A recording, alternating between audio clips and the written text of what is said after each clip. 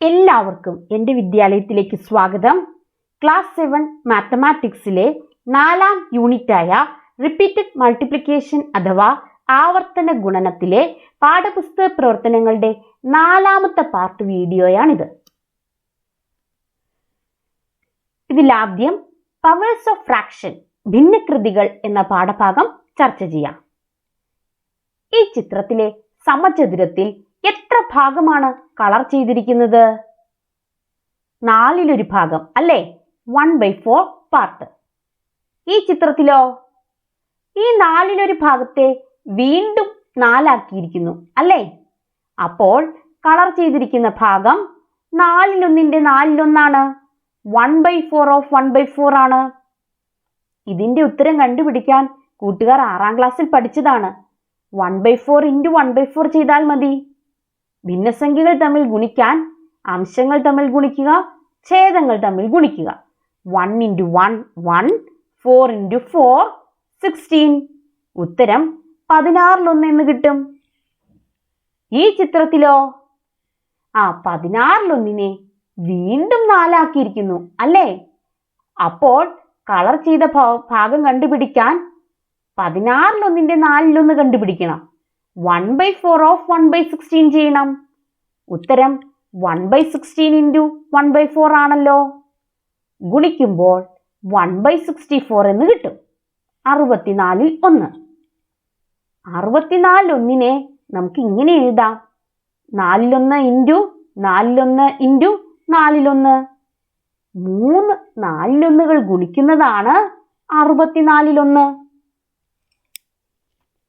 If we continue like this, what part of the fourth square should be colored? 4ാമത്തെ ചിത്രത്തിലെ എത്ര ഭാഗം നിറം നൽകണം? 4 4/1 ഗുണിച്ചു നോക്കണം അല്ലേ? അതിനെ നമുക്ക് ഇങ്ങനെ ചുരുക്കി എഴുതാം. 4/1 ഹോൾ റേസ് ടു 4. വായിക്കേണ്ടത് എങ്ങനെയെന്ന് കൂട്ടുകാർ ശ്രദ്ധിച്ചോ? 4/1 whole raise to 4. 1/4 the whole raise to 4. ഇതിന്റെ വില കണ്ടുപിടിക്കാൻ 4/1 4 തവണ വിപുലീകരിച്ച് ഗുണിക്കണം അല്ലേ? 4 1 ഗുണിക്കുമ്പോൾ ഉത്തരം 1. 4 4 ഗുണിക്കുമ്പോഴോ? ചുരുക്കി അതിനെ ഇങ്ങനെ എഴുതാം. 1/4 എന്ന്. 4 വില എത്രയാണ്? 4 4 ഗുണിക്കുക അല്ലേ? 286. അപ്പോൾ 1/4 1/256 എന്ന് എഴുതാം. അതായത് 286 1 ഭാഗമാണ് നിറം നൽകേണ്ടത്. എങ്കിൽ 5ാമത്തെ ചിത്രത്തിലോ 5 4/1 ഗുണിക്കണം അല്ലേ? ചുരുക്കത്തിൽ ഇങ്ങനെ എഴുതാം. 4/1 whole raise to 5. 1/4 the whole raised to 5.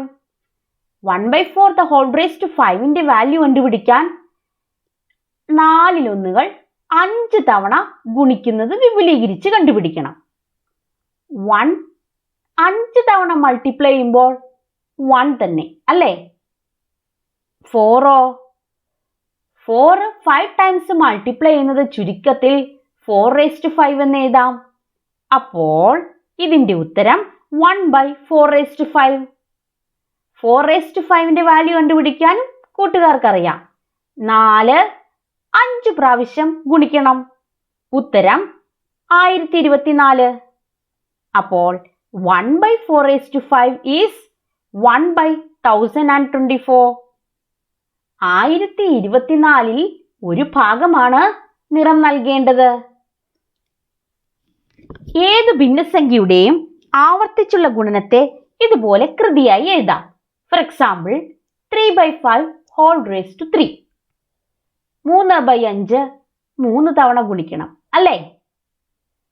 ഭിന്നസംഖ്യകൾ ഗുണിക്കുവാൻ അംശങ്ങൾ തമ്മിൽ ഗുണിക്കുക, ഛേദങ്ങൾ തമ്മിൽ ഗുണിക്കുക.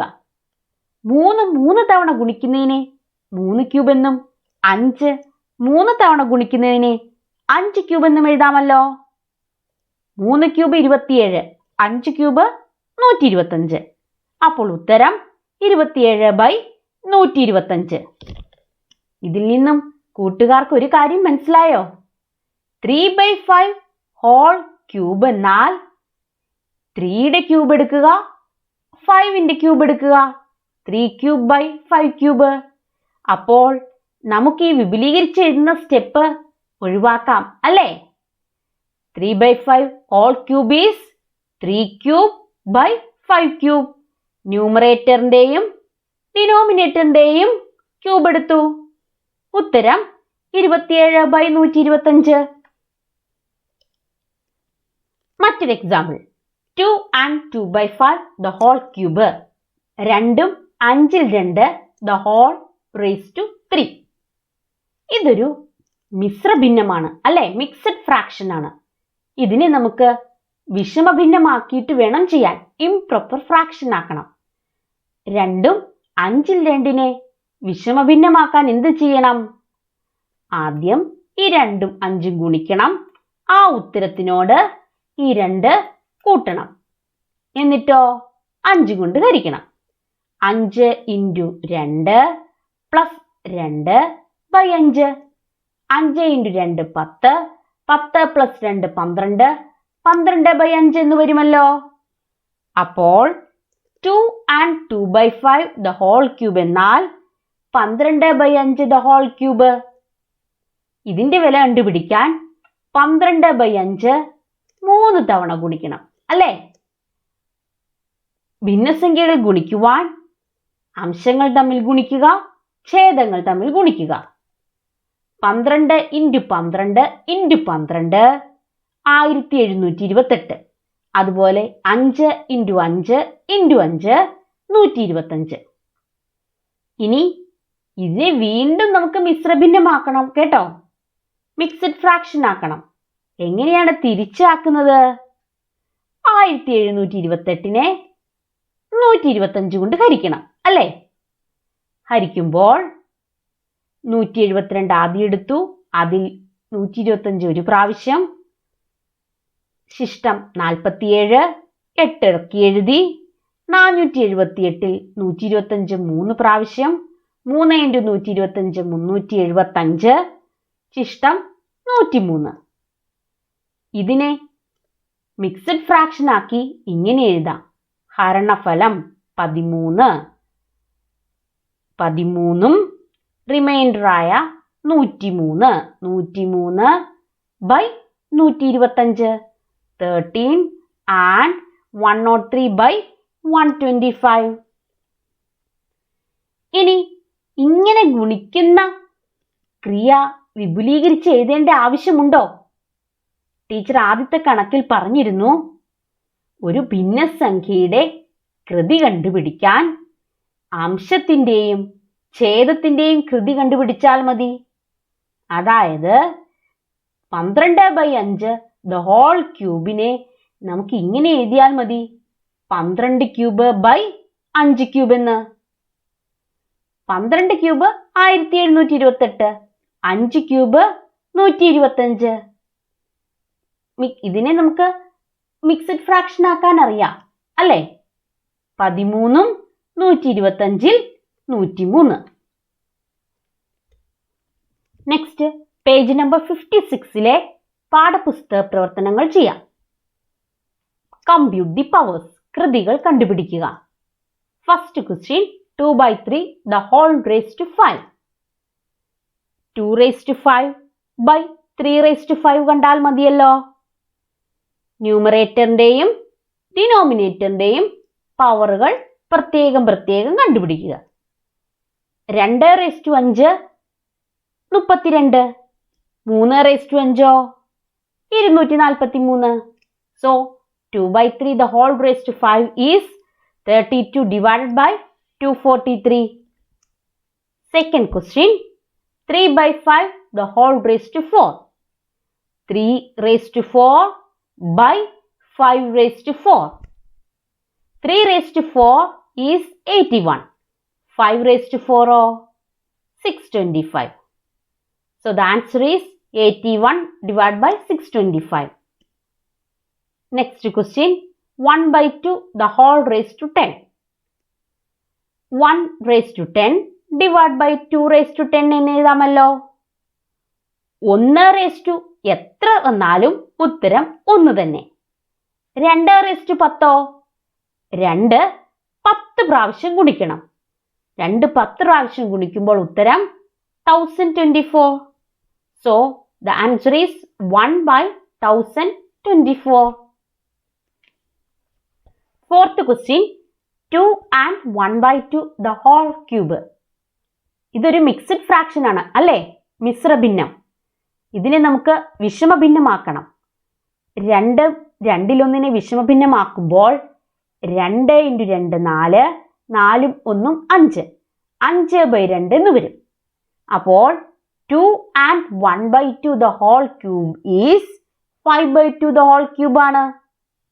ഇതിന്റെ ഉത്തരം 5³ 2³ അല്ലേ? 5³ 125, 2³ 8. അപ്പോൾ 125/8 എന്ന് വരും. ഇത് വീണ്ടും ഒരു വിഷമഭിന്നമാണ് അല്ലേ? ഇംപ്രോപ്പർ ഫ്രാക്ഷൻ ആണ്. മിക്സഡ് ഫ്രാക്ഷൻ ആക്കണം. അതിനായി 125നെ 8 കൊണ്ട് ഹരിക്കാം. ഉത്തരം 15ഉം ശിഷ്ടം 5ഉം വരും. അപ്പോൾ മിശ്രഭിന്നമാക്കുമ്പോൾ 15ഉം 8ൽ 5, 15 and 5/8. ഇനി ഈ വീഡിയോയിലെ രണ്ടാമത്തെ ഭാഗം പവേഴ്സ് ഓഫ് ഡെസിമൽ, ദശാംശ കൃതികളാണ്. ഒരു ഉദാഹരണം നോക്കാം. 1.2 the whole square. 1.2 2 പ്രാവശ്യം ഗുണിക്കണം. 1.2 × 1.2. ദശാംശ സംഖ്യകൾ ഗുണിക്കുവാൻ കൂട്ടുകാർക്കറിയാം. ഗുണിക്കുമ്പോൾ ഉത്തരം 1.44. Next example, 1.5 the whole cube. 1.5 3 times multiply ചെയ്യണം അല്ലേ? 1.5 × 1.5 × 1.5. ഉത്തരം 3.375. Next 0.2 the whole raised to 4. ഇത് കണ്ടുപിടിക്കാൻ നമുക്ക് ഭിന്നസംഖ്യയാക്കി കണ്ടുപിടിച്ചാലോ? 0.2 എന്നാൽ 2/10 ആണ്. അപ്പോൾ 0.2 the whole raised to 4 2/10 the whole raised to 4. ഭിന്നസംഖ്യയെ കൃതിയാക്കി കണ്ടുപിടിക്കാൻ കൂട്ടുകാർ പഠിച്ചു കഴിഞ്ഞു. 2/10 the whole raised to 4 എന്നാൽ 2^4/10^4. 2^4 16, 10^4 10,000. 16നെ 10,000 കൊണ്ട് ഹരിക്കണം. 10,000 കൊണ്ട് ഹരിക്കാൻ 4 സ്ഥാനം പുറകോട്ട് മാറ്റി പോയിന്റ് ഇട്ടാൽ പോരെ? 16ൽ 2 സ്ഥാനമുണ്ട്. ഇനി ഒരു 2 സ്ഥാനം കൂടി വേണം. അപ്പോൾ 2 0 ഇട്ടു. പിന്നെ പോയിന്റ് ഇടുക. 16/1000 എന്നാൽ 0.0016. Next 0.02 the whole cube. ഇതിനെയും ഭിന്നസംഖ്യയാക്കി നോക്കാം. 0.02നെ ഭിന്നസംഖ്യയാക്കുമ്പോൾ 2/100 ആണല്ലോ. അപ്പോൾ 0.02 the whole cube എന്നാൽ 2/100 the whole cube. ഇതിന്റെ ഉത്തരം 2³/100³ ആണല്ലോ. 2 ക്യൂബ് 8. 100 ക്യൂബോ? 1 കഴിഞ്ഞിട്ട് 6 പൂജ്യമുള്ള സംഖ്യ 10 lakh. അപ്പോൾ 8/10 ലക്ഷം.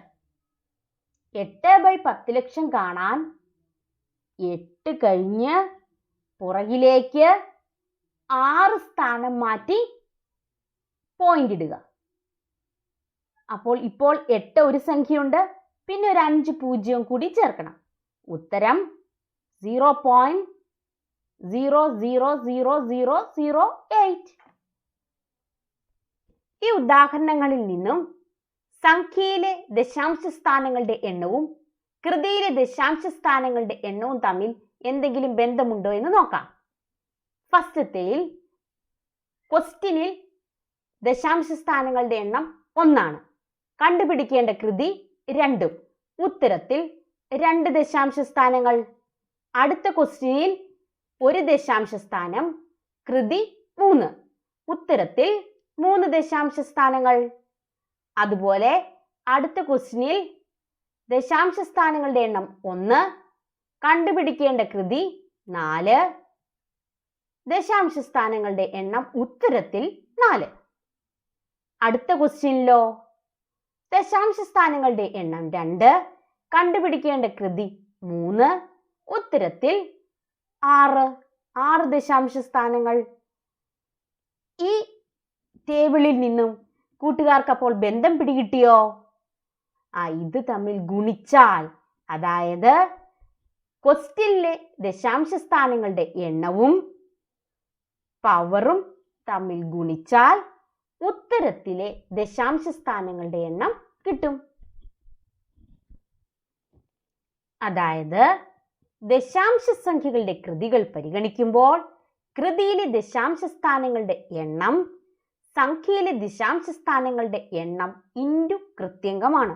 Number of decimal places in power equal to number of decimal places in given number into power. അങ്ങനെയെങ്കിൽ 0.3 ദ ഹോൾ ക്യൂബ് എത്രയാണെന്ന് മനക്കണക്കായി ചെയ്തു നോക്കാം. 3 ക്യൂബ് 27 ആണല്ലോ. 0.3 ദ ഹോൾ ക്യൂബിലെയും ഡിജിറ്റ്സ് ഈ 2ഉം 7ഉം തന്നെയായിരിക്കും. പക്ഷേ ഡെസിമൽ പോയിന്റ്സ് എത്രയുണ്ട് എന്ന് കണ്ടുപിടിക്കണം. ഇതിൽ ഒരു ഡെസിമൽ പോയിന്റ് ആണുള്ളത്. കണ്ടുപിടിക്കേണ്ടത് 3ാമത്തെ പവറും. അപ്പോൾ ഉത്തരത്തിൽ 1 × 3 ഡെസിമൽ പ്ലേസസ് വേണം. ഡിജിറ്റ്സ് ആണെങ്കിൽ 2 എണ്ണമേ ഉള്ളൂ, 2ഉം 7ഉം. അപ്പോൾ 3 ഡെസിമൽ പ്ലേസസിന് ഒരു 0 കൂടി ഇടണം. അങ്ങനെ ഉത്തരം 0.027. മറ്റൊരു ക്വസ്റ്റ്യൻ ചെയ്തു നോക്കാം. If 12 cube is 1728, what is 1.2 the whole cube? 12 cube 1728 ആയാൽ 1.2 ക്യൂബ് എത്രയായിരിക്കും? 1.2 ക്യൂബിലെയും അക്കങ്ങൾ ഇത് തന്നെ, 1728. പക്ഷേ ദശാംശം എവിടെ ഇടണം എന്ന് കണ്ടുപിടിക്കണം. ക്വസ്റ്റ്യനിൽ ഒരു ദശാംശ സ്ഥാനമാണുള്ളത്. അപ്പോൾ ഉത്തരത്തിൽ 1 × 3 ദശാംശ സ്ഥാനങ്ങൾ വേണം. ഉത്തരം 1.728 എന്ന് വരും. എന്നാൽ 0.12 ദ ഹോൾ ക്യൂബ് എത്രയായിരിക്കും? അതിലെയും ഡിജിറ്റ്സ് 1728 തന്നെ, 4 എണ്ണമേ ഉള്ളൂ. ഉത്തരത്തിൽ എത്ര വേണം? 2 × 3 6 എണ്ണം വേണം. 6 എണ്ണത്തിനായി 2 0 കൂടി ചേർത്താൽ പോരെ? അപ്പോൾ ഉത്തരം 0.001728. ഇനി ടെക്സ്റ്റ് ബുക്ക് പേജ് നമ്പർ 56 പ്രവർത്തനങ്ങൾ ചെയ്യാം. First 1.1 the whole cube. അപ്പോൾ 11 ക്യൂബ് എത്രയാണെന്ന് നോക്കുക. 1331. 1.1 ഹോൾ ക്യൂബോ? ഇതിൽ ഒരു ദശാംശ സ്ഥാനം. അപ്പോൾ ഉത്തരത്തിൽ 1 × 3 ദശാംശ സ്ഥാനം വേണം. ഉത്തരം 1.331. Next 0.02 the whole raise to 5. 2⁵ എത്രയാണ് കൂട്ടുകാരെ? 32. അപ്പോൾ 0.02 ദ ഹോൾ റേസ് ടു 5ഓ? ഡെസിമൽ പ്ലേസസിന്റെ എണ്ണം എത്രയാണ്? 2 × 5, 10 എണ്ണം വേണം. ഇവിടെയാണെങ്കിൽ 2 അക്കമേ ഉള്ളൂ. ബാക്കി 8 അക്കം കൂടി വേണം. 8 0 ചേർത്താൽ മതി. ഉത്തരം 0.8032. Next 0.1 the whole raise to 6. 1�6 എത്രയാണ്? 1 തന്നെ. അപ്പോൾ 0.1�6ഓ? ക്വസ്റ്റ്യനിൽ ഒരു ഡെസിമൽ പോയിന്റ്, പവർ ആണെങ്കിൽ 6. അപ്പോൾ 1 × 6, 6 ഡെസിമൽ പോയിന്റ് ഉണ്ട്. ഒന്നിലാണെങ്കിൽ ഒരു ഡിജിറ്റേ ഉള്ളൂ. ബാക്കി 5 ഡിജിറ്റിന് 5 0 ഇടണം. ഉത്തരം 0.5 5001. Next question. Given that 16 cube is equal to 4096, compute the following powers. 16 cube 4096 ആണ്. ഇതുപയോഗിച്ച് ചുവടെയുള്ള കൃതികൾ കണ്ടുപിടിക്കുക.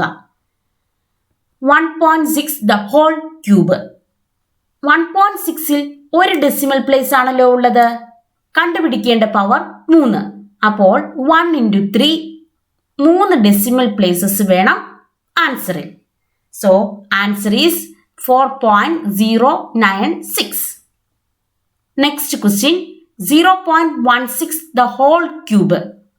0.16ൽ 2 ഡെസിമൽ പ്ലേസസ്. സോ കണ്ടുപിടിക്കേണ്ട പവർ 3. 2 into 3 6 ഡെസിമൽ പ്ലേസസ് വേണം ആൻസറിൽ. 4 ഡിജിറ്റ്സ് ഇവിടെ ഉണ്ട്. സോ തികയാത്ത 2 ഡിജിറ്റ്സിന് സീറോസ് ഇട്ട് കൊടുക്കണം.